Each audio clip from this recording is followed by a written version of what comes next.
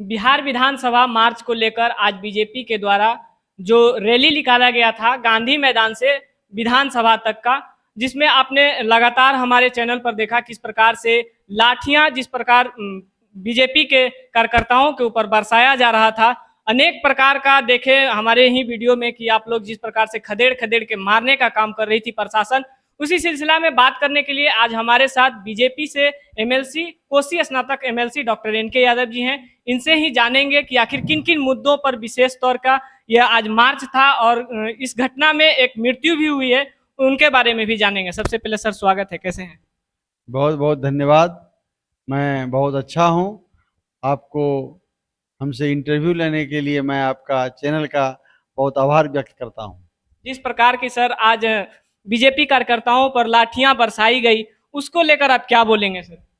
ऐसा था कि ये बीजेपी का विधानसभा मार्च था।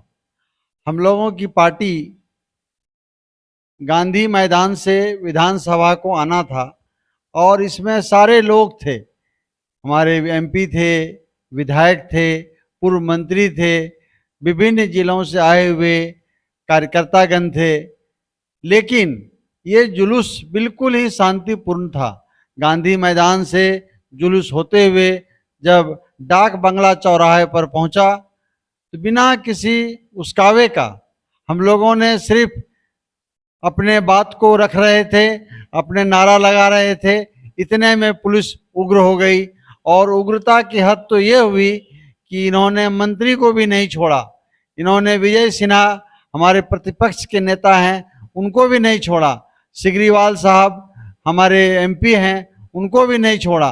और कितने सैकड़ों कार्यकर्ता भाजपा के और सैकड़ों पदाधिकारी पूरे जिला के घायल हुए। और सबसे बड़ी दुखद बात यह हुई कि जहानाबाद के महामंत्री, जिला महामंत्री, जिनकी हत्या कर दिया इन लोगों ने, इनके सर पर इतना डंडा बरसाया कि वो बेहोश होकर गिर गए। और इतने जब उन्हें पीएमसीएच ले गया तो आधे घंटे में उनकी मौत हो गई। ये भाजपा परिवार के लिए आज का दिन बहुत ही दुखद है। हम उस कार्यकर्ता को, विजय सिन्हा के परिवारों को के प्रति मैं संवेदना व्यक्त करता हूं और उनको श्रद्धांजलि देता हूं कि आपने पार्टी के लिए अपना जीवन निछावर कर दिया। सर तमाम मुद्दे थे, जिस प्रकार की शिक्षा के को लेकर, किसान सलाहकार को लेकर आप लोग ने विधानसभा मार्च निकाला। और जिस प्रकार की सर जिस प्रकार बीजेपी की महिलाओं का चीरहरण हुआ, आज कहीं ना कहीं अधनंगा कर दिया गया, उनके लिए आप क्या बोलेंगे सर? ये जो मार्च था, ये मार्च हम लोगों ने शिक्षकों के लिए निकाला था कि शिक्षकों को राज्य कर्मचारी का दर्जा मिलना चाहिए।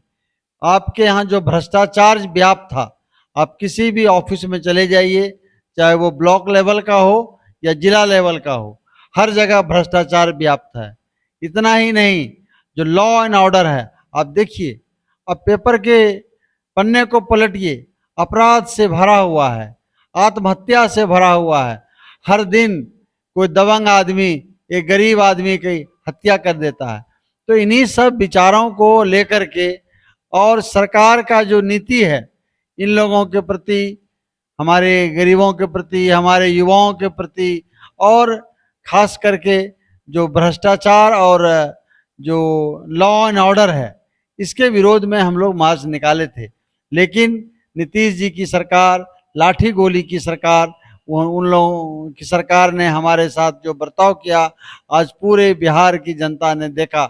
और मैं समझता हूं कि हम बिहार की जनता बहुत सेंसिटिव है, बहुत इस पॉइंट पर चिंतन करती है। आने वाले समय में इसका विरोध जनता करेगी। सर जिस प्रकार से बताया जा रहा है कि नीतीश कुमार की सरकार सुशासन की सरकार है, जिस प्रकार से यहाँ पर बिहार में हमेशा जिस प्रकार से जॉब दिया जा रहा है, युवाओं को काम दिया जा रहा है, तो आप लोग कैसे बोल सकते हैं कि सर ये शिक्षक के प्रति जो आज घेराव था, ये सही था? सर मैं आपको याद दिलाता हूं, जब तेजस्वी जी विरोध में थे, उन्होंने कहा था कि अगर मैं मुख्यमंत्री बनूंगा तो पहले कलम से बिहार के 10 लाख युवाओं को नौकरी दूंगा। आज नीतीश जी के सरकार में वो उप मुख्यमंत्री हैं, कहाँ गया उनका वादा?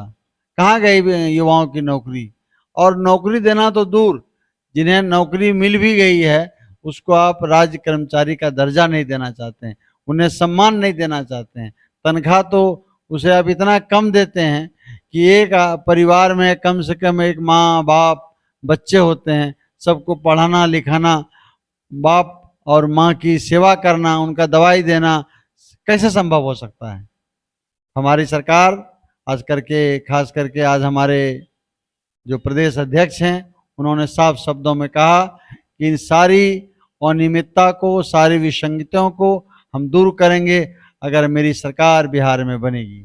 सर, जिस प्रकार के आप लोगों का नारा है कि अगर बिहार में हमारी सरकार बनती है, तो जिस प्रकार से बिहार को लोग बोलते हैं मजदूर का गढ़, तो क्या मजदूर का गढ़ बिहार खत्म हो जाएगा? जो हमारा बिहार पिछड़ा वर्ग माना जाता है, ये खत्म होगा? बिहार के युवा जो हैं पढ़ लिख लेते हैं लेकिन काम नहीं मिलता है। काम के लिए वो विभिन्न प्रदेशों में जाते हैं, चाहे बंगलोर हो, चाहे पंजाब हो, चाहे दिल्ली हो, इस तरह के जगहों में महाराष्ट्र के विभिन्न शहरों में जाते हैं। तो इस तरह से अपना रोजी रोजगार के जाते हैं। इसका सबसे बड़ा उपाय और सबसे बड़ा कारण दोनों समझना होगा। जैसे अब उत्तर प्रदेश में देखिए, उत्तर प्रदेश में जो योगी की सरकार है, योगी की सरकार ने बहुत निवेश कराया। जब निवेश होगा तो नए कल कारखाने खुलेंगे, नए नए उद्योग धंधे लगेंगे, तो यहाँ के जो शिक्षित बेरोजगार लोग हैं उनको नौकरी मिलेगी। इस तरह की व्यवस्था करनी होगी। हम समझते हैं कि जब मेरी सरकार बनेगी, केंद्र में भी सरकार रहेगी, बिहार में भी सरकार रहेगी, डबल इंजन की सरकार रहेगी, जिस तरह से मोदी जी ने पूरे भारत के अंदर चौतरफा विकास किया, विभिन्न हवाई अड्डे का इंतजामात किया, विभिन्न हाईवे बनाया, बहुत सारे एक्सप्रेस वे बनाए, तो इस तरह से लोगों का आवागमन हुआ, बड़ी बड़ी कंपनियां आई और यहाँ का बेरोजगारी को दूर करने में ये सहायक हुआ। हम समझते हैं कि जब हमारी सरकार बनेगी और केंद्र में भी मेरी सरकार रहेगी तो हम बिहार का चौतरफा विकास होगा, युवाओं को रोजगार मिलेगा, महिलाओं को सम्मान मिलेगा और यहाँ जो पलायन की स्थिति है वो कम होगी। सर, नीतीश कुमार जी तो कहते हैं कि हमारा बिहार में समुद्र नहीं है, उस तरह का जगह नहीं है, तो कल कारखाना नहीं लग पाएगा। तो ये बीजेपी का सरकार बनेगी तो कैसे कल कारखाना लग जाएगा? बीजेपी की सरकार समंदर के किनारे नहीं है, ये बात तो भौगोलिक बात हुआ। ऐसा बहुत सारा स्टेट है जिसको समंदर नहीं है। क्या समंदर में क्या पैसा का खजाना है? एक तो हमारे साथ ठीक है समंदर नहीं है, लेकिन अन्य संसाधन तो है, पानी का भंडार है। हम लोग बाढ़ पर अभी कहाँ बाढ़ को नियंत्रण में सफलता कहाँ पा पाए हैं।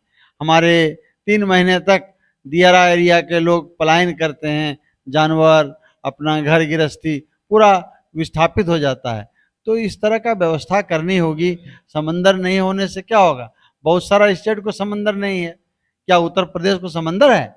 बिल्कुल नहीं है। तो समंदर होना या वाटर कनेक्टिविटी होना एक अंतिम बात नहीं है, उससे सुविधा बढ़ती है। तो उसी तरह से बिहार में जब उस तरह की सरकार आएगी तो यहाँ के लोगों की समस्याओं का चिंतन होगा और उसका निदान निकलेगा। बहुत बहुत धन्यवाद सर, अपना कीमती समय दिए BH न्यूज लाइव के लिए। आप लोग क्या सोचते हैं इस वीडियो के बारे में? अपना राय कमेंट में जरूर दीजिएगा। ये थे हमारे साथ कोसी स्नातक निर्वाचक क्षेत्र से डॉक्टर NK यादव MLC साहब, जिनने जो कि अपने बेवाकी से अपना सारा बात रखा। आप लोग जरूर इस वीडियो के बारे में अपना राय रख कर जाइए कमेंट में। फिर मिलेंगे किसी और वीडियो के साथ, तब तक के लिए जय हिंद।